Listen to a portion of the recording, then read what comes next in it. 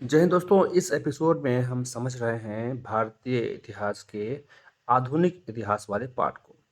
आज हम बात कर रहे हैं द लेटर मुगल्स यानी कि परवर्ती मुगल शासकों के बारे में। तो आधुनिक भारत के इतिहास यानी कि 1757 से 1947 को इस जो ये पीरियड है, इस बीच की पीरियड को सामाजिक बदलाव, आर्थिक संक्रमण और राजनीतिक परिवर्तनों और संघर्षों का आख्यान कहा जा सकता है। इस काल में हुए कई तरह के परिवर्तन किसी एक निश्चित घटनाक्रम का परिणाम नहीं थे, बल्कि ये सब लंबे समय में भारतीय समाज और स्थानीय राजनीति तथा साम्राज्यवादी शक्ति के परस्पर दबाव और निहित स्वार्थों का परिणाम थे, जिसकी शुरुआत मुगल साम्राज्य के पतन के साथ शुरू हुई। 1707 में औरंगजेब की मृत्यु के पश्चात मुगल साम्राज्य का विघटन होने लगा और धीरे धीरे देश में अराजकता और व्यापक अशांति का वातावरण बना। औरंगजेब के उत्तराधिकारी अयोग्य और शक्तिहीन थे और उनमें इतनी क्षमता नहीं थी कि वे विशाल मुगल साम्राज्य को एक सूत्र में बांधे रख सकें। मुगल प्रशासनिक व्यवस्था में केंद्र साम्राज्य का आधार था और सम्राट प्रशासनिक व्यवस्था का केंद्र बिंदु। साम्राज्य का प्रधान होने के साथ साथ वो सेना का प्रधान, सेनापति तथा न्याय व्यवस्था का प्रमुख स्रोत भी था। उसके मंत्री शासन नीति के निर्माता न होकर केवल सलाहकार की हैसियत रखते थे। राज्य के समस्त अधिकारी भी सम्राट के प्रति उत्तरदायी थे। साम्राज्य औरंगजेब के समय 20 प्रांतों में यानी कि सूबों में बटा हुआ था, जिसके शीर्षस्थ अधिकारी थे सूबेदार और दीवान। सूबेदार का प्रमुख कर्तव्य था प्रांत में शांति व्यवस्था बनाए रखना, न्यायिक कार्य तथा सेना पर नियंत्रण। दूसरी ओर करों की वसूली, राजकोष का लेखा जोखा रखना और कृषि विकास के लिए कार्य करना दीवान का उत्तरदायित्व था। अकबर ने मुगल सेना को मनसबदारी पद्धति के आधार पर संगठित किया था। मनसबदार के अधिकार में जितनी भी फौज होती थी, उसका वेतन उसके मुखिया को एक बार कर दिया जाता था। इसीलिए सिपाही सम्राट की सेवा में रहते हुए उन्हीं सरदारों को जानते थे जिनसे उन्हें वेतन मिलता था। इस प्रकार एक और सम्राट के नियंत्रण से सुदृढ़ सेना का अभाव हो गया, वहीं दूसरी ओर मनसबदार सामंत की हैसियत में आ गए। ये सामंती व्यवस्था ही 18वीं सदी की राजनीतिक अव्यवस्था एवं अराजकता के लिए मूल रूप से जिम्मेदार था। सामंतों पर नियंत्रण रखना और सत्ता के लिए उनका उपयोग करना औरंगजेब के अयोग्य उत्तराधिकारियों के लिए तो बिल्कुल भी संभव न हो पाया। दरअसल सामंती व्यवस्था ने देश की एकता को ऐतिहासिक काल में अधिक समय तक बरकरार नहीं रहने दिया। इस प्रकार भारत में अस्थायी एवं निरंतर सत्ता का सदैव अभाव ही रहा। ताराचंद जो इतिहासकार हैं, उनके विश्लेषण से इस स्थिति का सही बोध होता है। वैदिक युग से लेकर 18वीं शताब्दी के अंत तक फैले इतिहास में एक समय पर 2 शताब्दियों से अधिक की अविकल राजनीतिक एकता का लाभ भारत ने कभी नहीं उठाया। मुगलों के साम्राज्य का ढांचा औरंगजेब की मृत्यु के बाद आधी शताब्दी के भीतर ही खंड खंड होकर बिखर गया। मुगल काल तक के भारतीय इतिहास के विभिन्न राजवंशों के प्रभाव की समीक्षा करने पर हम इस निष्कर्ष पर पहुंचेंगे कि यहाँ की सामंती व्यवस्था भारत में स्थिर सरकार के लिए हमेशा बाधक सिद्ध हुई। यूरोप के सामंतों में भी आपसी विवाद एवं मनमुटाव रहता था और वे राजा के अधिकारों को चुनौती देने में पीछे नहीं रहते थे। लेकिन भारतीय सामंत राजा के अधिकारों को चुनौती न देकर स्वयं उन अधिकारों का प्रयोग करने के लिए तत्पर रहते थे। केंद्रीय सत्ता के कमजोर होने पर संघर्ष इस बात पर होता था कि इन अधिकारों का अधिकाधिक उपयोग कौन करे। औरंगजेब की मृत्यु के बाद सामंत मनसबदार अपनी स्वतंत्र सत्ता स्थापित करने एवं राज क्षेत्र के विस्तार में लग गए और कुछ ही वर्षों में विशाल मुगल साम्राज्य छोटे छोटे स्वतंत्र राज्यों में बन गया। स्थिति का निरूपण करते हुए कहा गया है कि उत्तरकालीन मुगलों के समय सामंत निजी स्वार्थों और दलबंदियों में ऐसे फंस गए कि उन्होंने राज्य की मूल शक्ति पर ही कुठाराघात करना शुरू कर दिया। वजीर तथा अन्य उच्च अधिकारी अलग अलग गुटों में बंट गए और एक दूसरे को नीचा दिखाने की होड़ में लगे रहे। इसका प्रभाव यह पड़ा कि सेना और प्रशासन की व्यवस्था को धक्का लगा। इरविन के अनुसार मुगल सामंत 4 प्रमुख गुटों में बंट गए: तुरानी, ईरानी, अफगान और हिंदुस्तानी। जैसा कि इन सामंतों के नाम से स्पष्ट है कि पहले 3 प्रकार के सामंत मुगल दरबार में बहुत अधिक प्रभावशाली थे और शासन तथा राजनीति में उनका प्रभाव दिखाई देता था। इन तीनों वर्गों के सामंत मूलतः विदेशी थे। वे उन विदेशियों के वंशज थे जो मध्य एशिया, ईरान और अफ़गानिस्तान से आए थे। ये मुगल सेना की रीढ़ की तरह से थे। औरंगज़ेब और उसके शासनकाल के बाद इन कुलीनों की संख्या बढ़ती गई। लेकिन ये विदेशी सामंत हर समय एक दूसरे को नीचा दिखाने में लगे रहते थे। चौथा दल हिंदुस्तानी इस कारण से कहलाया क्योंकि इनमें वे मुसलमान सामंत शामिल थे जो कई पीढ़ियों से भारत में रह रहे थे। इन गुटों के सामंतों का राजपूतों तथा जाट सरदारों और जमींदारों से अच्छा संबंध था। इस प्रकार यूरोप के सामंतों की अपेक्षा भारत में इस वर्ग की भूमिका बहुत खराब रही। आइए अब हम जानेंगे परवर्ती मुगल शासक यानी कि लेटर मुगल एम्परर्स के बारे में। औरंगज़ेब के उत्तराधिकारी बहादुर शाह प्रथम यानी कि जिनका नाम मोहम्मद मुअज़्ज़म भी है, 1707 से लेकर 1712 ईस्वी का उनका पीरियड है।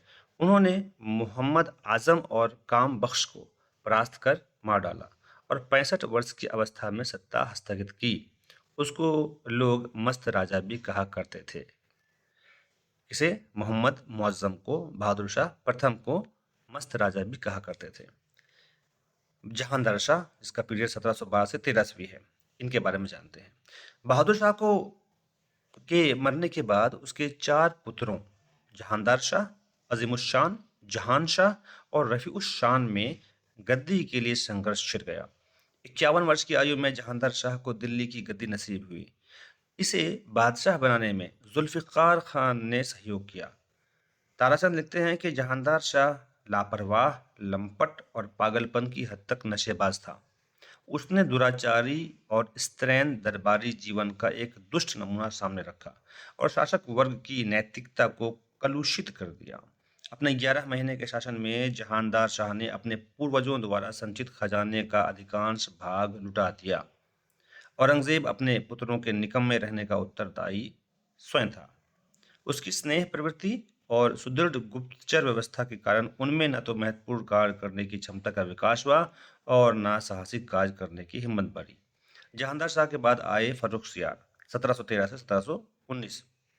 जहांदार शाह के विलासी जीवन तथा जुल्फिकार खान द्वारा सत्ता पर कब्जा कर लिए जाने के कारण सामंती अमीरों में असंतोष व्याप्त हो गया और 1713 में बादशाह के भतीजे फर्रुखसियार के नेतृत्व में विद्रोह कर दिया। जहांदार शाह को समाप्त कर फर्रुखसियार दिल्ली का बादशाह बना, जिसका पीरियड है 1713 से 1719। फर्रुखसियार को बादशाह बनाने में सैयद बंधुओं, ये 2 भाई थे, हुसैन अली और अब्दुल्ला खां, इनकी महत्वपूर्ण भूमिका रही। अतः वो सैयद बंधुओं के हाथों में खेलता रहा। उसकी समय की कुछ नहीं चलती थी। उसके सामने तो मुगल वंश में कोई डरपोक हुआ ही नहीं था उसके समान। उसके लिए कहा गया है कि वह अपने वादों के प्रति झूठा, हितैषियों के प्रति कृतघ्न, कपट योग द्वारा उत्पीड़क, अस्थिरचित और क्रूर था। जब उसने स्वतंत्र ढंग से कार्य करने की कोशिश की तो हुसैन अली ने, जो हुसैन बंधु हैं, अली बंधु हैं, उन्होंने मराठों के सहयोग से 1719 में उसे मौत के घाट उतार दिया। इसी प्रकार रफ़ी-उद-दरजात और रफ़ी-उद-दौला निकम्मे एवं अयोग्य थे। जानिए सैयद बंधुओं की भूमिका। अब्दुल्ला खां और हुसैन अली अबुल फरह के वंशज थे, जो शताब्दियों पूर्व मेसोपोटामिया से भारत आया था। सैयद बंधुओं का पिता सैयद मियाँ बीजापुर और अजमेर में सूबेदार रह चुका था। औरंगजेब के बाद हुए युद्धों में सैयद बंधुओं द्वारा दी गई सेवाओं के बदले उन्हें 4000 की मनसबदारी प्रदान की गई। आइए अब जानते हैं मोहम्मद शाह के बारे में, जिनका पीरियड था 1719 से 1748। रफ़ी-उद-दौला की मृत्यु के बाद सैयद बंधुओं के सहयोग से बादशाह बना। उसके शासन की सबसे बड़ी उपलब्धि लगभग 30 वर्षों तक मुगल सत्ता का टिका रहना था। शुरू में सत्ता सैयद बंधुओं के हाथों में केंद्रित रही, लेकिन अमीर एवं स्वयं बादशाह भी सैयद बंधुओं के नियंत्रण से परेशान थे। अतः 1720 में उनकी हत्या करवा दी गई। मोहम्मद शाह की आंशिक सफलताओं का रहस्य था निज़ामुल मुल्क। निज़ामुल मुल्क जैसे योग्य वजीर की मुगल साम्राज्य को प्राप्त सेवाएं। उसने पूरी ईमानदारी से मुगल शासन तंत्र को सुधारने का प्रयास किया, लेकिन उस समय तक प्रशासनिक व्यवस्था इतनी विकृत हो चुकी थी कि किसी ने भी निज़ामुल मुल्क के प्रयासों एवं सुधारों का समर्थन नहीं किया। अंततः शिकार के बहाने से 8 दिसंबर 1723 को वो दक्षिण में अपने लिए एक स्वतंत्र राज्य की स्थापना को लेकर चल पड़ा। तो मोहम्मद शाह के बाद आए अहमद शाह, जिनका पीरियड है 1748 से 1754। मोहम्मद शाह की मृत्यु के बाद एक नर्तकी का पुत्र अहमद शाह गद्दी पर बैठा। इस दौरान शासन हिजड़ों और औरतों के एक गिरोह द्वारा संगठित किया गया।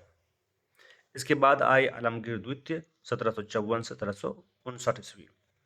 आलमगीर द्वितीय निकम्मे एवं मूर्ख अहमद शाह को गद्दी से हटाकर अंधा करवा दिया तथा सलीमगढ़ के जेल में डाल दिया। आलमगीर द्वितीय जहांदार शाह का पौत्र था, वो शासक बना। वो अनुभवहीन और कमजोर शासक था। 1759 में इमादुल मुल्क ने उसकी हत्या करवा दी और लाल किले के पीछे यमुना नदी में लाश फेंकवा दी। उसके बाद आए शाह आलम, जिनका पीरियड है 1759 से 1806। मुगल शहजादा अली गौहर अपने पिता आलमगीर द्वितीय की उसके वजीर इमादुल मुल्क द्वारा हत्या कर दिए जाने के समय पटना में था। अतः पटना में ही उसे दिल्ली का बादशाह बनाया गया। बादशाह शाह आलम द्वितीय के नाम से वो शासन करने लगा और अवध का नवाब शुजाउद्दौला उसका वजीर कहलाया। कमजोर मुगल शासकों के काल में निजाम की तर्ज पर बंगाल, अवध स्वतंत्र हो गए एवं मराठों ने मालवा गुजरात पर आक्रमण कर दिया। लेकिन सबसे घातक प्रहार नादिर शाह का साबित हुआ, जिसने मुगल साम्राज्य के अस्तित्व पर विराम चिन्ह लगा दिया। नादिर शाह के आक्रमण की चर्चा करने से पहले साम्राज्य के उन विभिन्न भागों की जानकारी करेंगे जो मोहम्मद शाह एवं अन्य मुगल शासकों के दौरान टूटकर अलग हुए। साथ ही कुछ विकसित हुई उन नई शक्तियों का परिचय भी आवश्यक है जिन्होंने आगे जाकर औपनिवेशिक सत्ता के साथ संघर्ष किया। तो अगले एपिसोड में हम बात करेंगे नवीन राज्यों का उद्भव, यानी कि rise of new states. Comment करके बताइएगा कि ये एपिसोड आपको कैसा लगा और आधुनिक भारत के इतिहास की जो ये हम शुरू कर रहे हैं सीरीज, जिसमें हम आपको कहानी के तौर पे पूरे इतिहास को बता रहे हैं, आपको कैसा लग रहा है। जय हिंद।